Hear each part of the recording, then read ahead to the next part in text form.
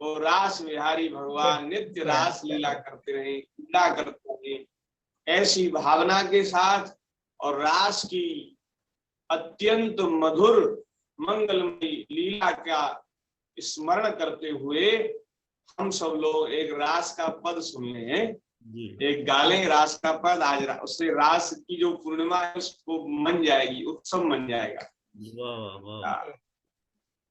रास विहारी भगवान की जय। जब रास का अवसर उपस्थित हुआ तो श्री ठाकुर जी ने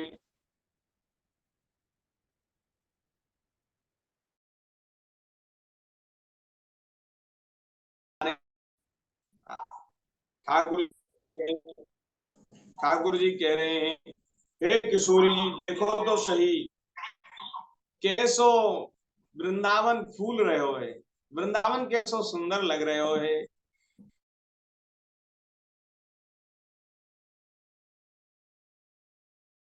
कुंजन में कैसी छाई हरियाली, आज कुंजन में चलो चलो गोरी वृंदावन में, चलो चलो गोरी वृंदावन में, हरियाली आज कुंजन में कैसी छाई हरियाली कुंजन में चलो चलो गोरी वृंदावन में, चलो चलो रे किशोरी वृंदावन में।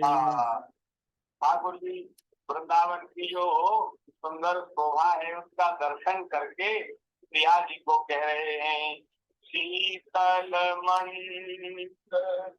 गोगन चल रही वेद समीर, तुम पधारो रात करीबी, तुम पधारो रासी जन मन की हरिये मन जन पीर, प्रेम सरिता बहावो आज त्रिभुवन में, प्रेम सरिता आज त्रिभुवन में, मेरी किशोरी वृंदावन में, चलो री किशोरी आज वृंदावन में। आज देखो तो सही प्यारी जो ये चंद्रमा कैसा चमक रहे हो है, ये मेरे मन को लुभाए रहे हो है। चमक चंद्र की चांदनी को मन रही लुभाए। लेकिन ठाकुर जी बोले है किशोर जी आप इसकी ओर मत देखियो, मत देखो या चंद कहूं देना सीखी लगाए। कहीं आप इसकी ओर देखने लगी और ये लज्जित हो गया, शर्मिंदा हो गया और इसने आपको कहीं नजर लगा दी तो महाराज ये तो बहुत खराब हो जाएगा, ऐसी नजर न लग जाए। इसलिए आप इसकी ओर मत देखो, मत देखो क्या चंद कहूं तीखी ना दे लगाए। क्यों आज पियो ना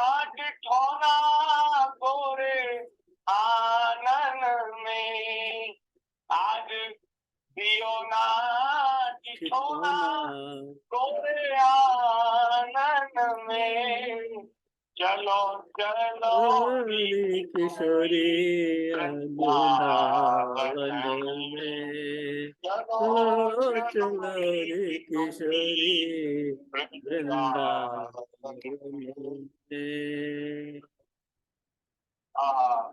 सुख पिग खंजन रुमन चढ़ी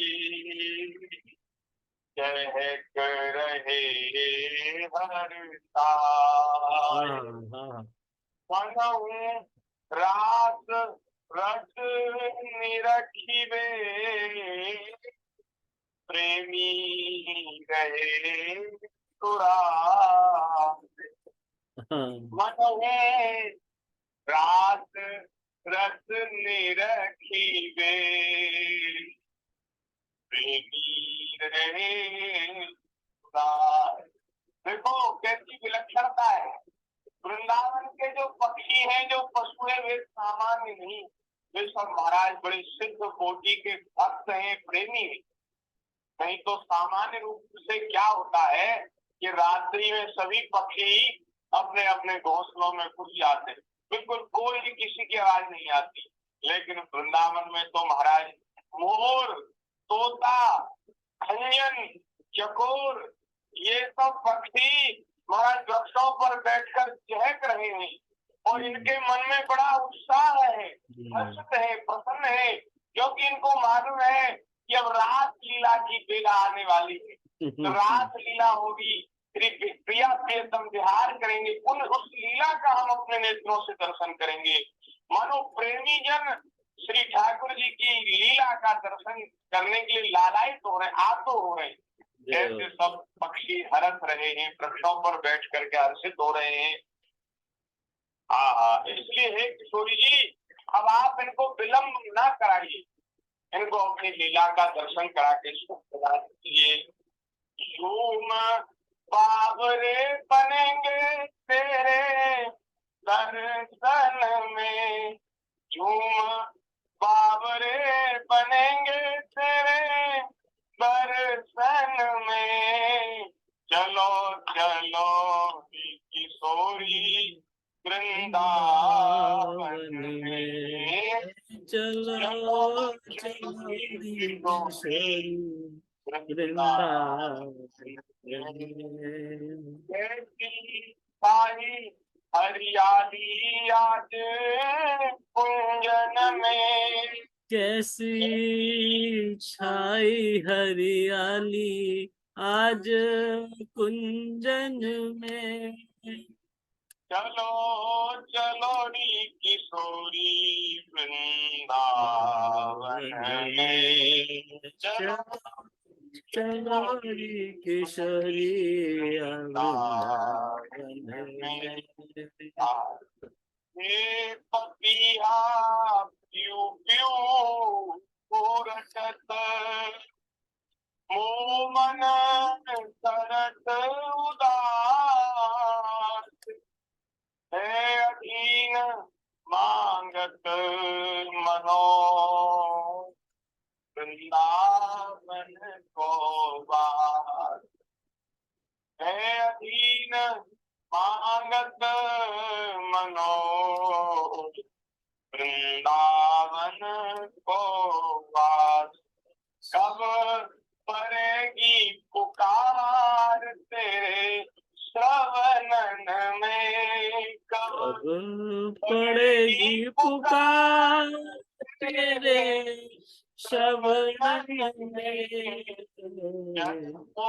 चलो किशोरी वृंदावन में, चलो चलो किशोरी वृंदावन में।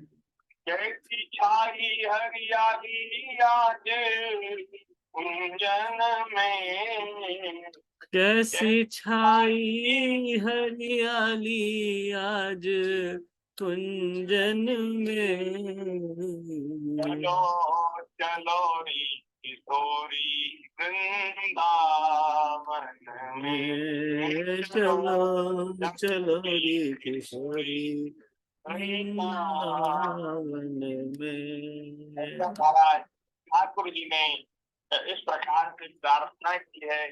तो श्री किशोरी जी ने भी अपनी सहचरियों से, सखियों से कहा है कि हे सखियों, हे मेरी प्यारी अलियो, देखो आज हमारे प्यारे श्याम सुंदर कैसे सुंदर लग रहे हैं। ऐसी सुंदर वृंदावन की शोभा है, ऐसे ही सुंदर हमारे प्यारे श्री मनमोहन है, श्याम सुंदर है। तो आज जो है इनको सुख देवी पूर्ण और हम सब रास विहार करेंगी। आज बन्यो है प्यारो गिरिवर धारी, आज बन्यो है प्यारो गिरिवर धारी। राधे भानु दुलारी, शोभा की सीमा राधे भानु दुलारी। प्रिया जी ने तो कहा देखो आज गिरिवरधारी कैसे सुंदर लग रहे हैं। तो तुरंत ठाकुर जी ने कहा, अरे प्यारी यू, आपके सुंदर मुखार बिंद के आगे मेरे कारे कलूटे चेहरा को कौन पूछने वाला है। अरे आप इतनी सुंदर हैं कि आपकी सुंदरता के आगे मेरी सुंदरता तो कछू ना है। शोभा की सीमा है, सुंदरता की सीमा है। हे श्री राधे जी, आप सुंदरता की सीमा है। ये बात ठाकुर जी ने कही। आज बन्यो है रे प्यारो गिरिवर धारी, शोभा की सीमा राधे भानु दुलारी। गिरिवर धारी प्यारो रास बिहारी, गिरवर धारी प्यारो आस बिहारी। दुलारी प्यारी रूप को जियारी, भानु दुटी दुलारी प्यारी रूप जियारी। बन्यो है प्यारो गिरिवर वरदारी आज बन्यो है प्यारो गिरवर धारी। प्यार से पहले एक दूसरे के मुखार बिंदु में सौंदर्य माधुर्य को देख देख के एक दूसरे पर बलिहारी जा रहे हैं दोनों। जय हो जय हो जय हो जय हो। श्री किशोरी जी कह रही हैं, श्रवणन कुंतल मोर वृक्ष सिर मुख पर हल्के घुंघराली, सिर मुख ऊपर हल्के घुंघराली। ठाकुर जी बोले, शीश चंद्रिका भाल बिंदु पे, शीश चंद्रिका भाल बिंदु पे, सर्वत डारों बारी। बारी जय हो बारी। बारी राधे रूप उजियारी राधे रूप उजियारी। शोभा की सीमा राधे भानु दुलारी, आज बन्यो है प्यारो गिरिवर धारी, आज बन्यो है प्यारो गिरिवर धारी। एक किशोरी जी, मोमन मधुप अटकी रहो, राधा सुख अरविंद, राधा सुख अरविंद। किशोरी जी बोली, ये अखियां भ्रमरी चहें, मोहन मुख मकरंद। ये अखियां भ्रमरी चहें, मोहन मुख मकरंद। अभिजलने निवहियो प्रीतम, अभिजलने निवहियो प्रीतम। सुख निधि केली तिहारी राधे, सुख निधि केली तिहार। आज बन्यो है प्यारो गिरिवर धारी, आज बन्यो है प्यारो गिरिवर धारी। शोभा की सीमा राधे भानु दुलारी, शोभा की सीमा राधे भानु दुलारी। आज बन्यो है प्यारो गिरिवर धारी, आज बन्यो है प्यारो गिरिवर धारी। ठाकुर जी किशोरी से कह रहे हैं किशोरी जी, आपको ये मुखार बिंद है ना, ये तो कमल की तरह है, और या मुख कमल पे मेरो मन मधुप की तरह अटक गयो है। मधुप माने भौरा, भ्रमर की तरह मेरो मन जो है आपके मुख कमल पे अटक गयो है। और किशोरी जी कह रहे हैं प्यारे श्याम सुंदर, मेरी अखियां भी भ्रमरी बन गई हैं, भौरी बन गई हैं, और ये आपके मुखार बिंद को जो मकरंद है वाको नित्य पान करना चाहें। या प्रकार से दोनों प्रिया प्रियतम एक दूसरे को सुख प्रदान कर रहे हैं। श्री किशोरी जी कह रहे हैं प्यारे, जो सुख कमला को भी सुलभ नहीं है, लक्ष्मी जी भी जिस सुख के लिए तरसती हैं वो आपने कृपा करके मुझे दे दिया है। तो हे ठाकुर जी बोले, हे प्यारी जी, ये तो सब आपकी कृपा है, आपको बड़प्पन है, आपकी उदारता है, नहीं तो मैंने भी आपकी कृपा से ही वृंदावन को बास पायो। आप वृंदावन की महारानी हैं, आपकी कृपा के बिना यहाँ काऊ प्रवेश नहीं मिले हैं, तो आपकी कृपा से मैंने वृंदावन को बास पायो, आपके चरणन की छाया प्राप्त करी है। किशोरी जी कह रहे हैं, क्या सुख को कमला कर सक सो मोहि कियो बिहारी, क्या सुख को कमला रति तरसत सो मोहि कियो बिहारी। पायो पास श्री वृंदावन को, पायो पास श्री वृंदावन को, श्यामा कृपा तिहारी। हे राधे श्यामा कृपा तिहारी, राधे रूप उजियारी, राधे रूप उजियारी। आज बन्यो है प्यारो गिरिवर धारी, आज बन्यो है प्यारो गिरिवर धारी। बोलिए श्री प्रिया प्रियतम की जय, जय श्री राधा वल्लभ लाल की जय। सुंदर लीला हो रही है और गोपियां कह रही हैं, सखियां कह रही, एक दूसरे से कह रही हैं, अरी से सखी, अरी अली चलो चलो वृंदावन में यमुना जी के किनारे श्री प्रिया प्रियतम विहार कर रहे हैं, रास लीला हो रही है, चलो वह रास लीला को दर्शन करें।